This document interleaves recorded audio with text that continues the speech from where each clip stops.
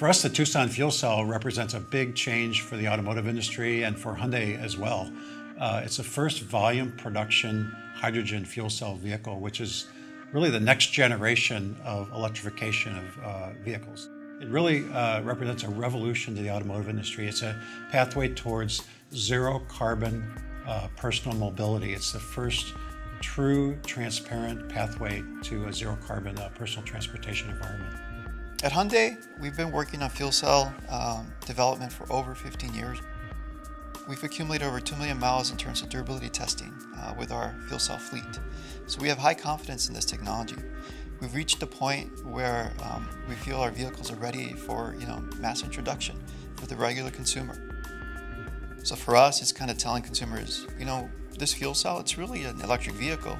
The main difference, of course, is that we're not just storing electricity with batteries on the car. We're actually generating our own electricity using hydrogen fuel. When you think about hydrogen, right now, hydrogen is typically reformed from natural gas.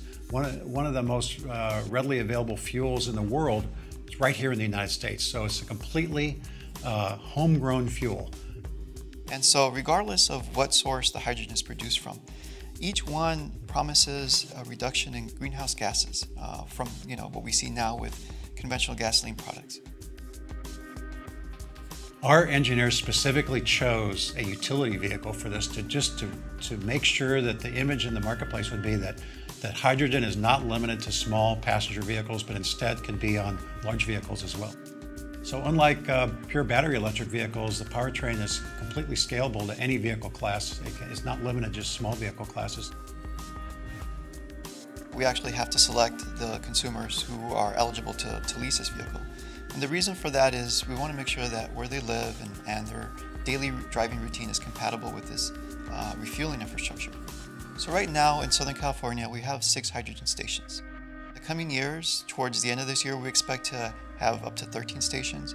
By end of next year, that number can be as high as 20 stations. And by 2016, we can see upwards of 48, 49 stations in California. And for that reason, we're going to be selling this car only in Southern California initially. Then we'll be expanding to Northern California and other areas as the fueling stations are built out.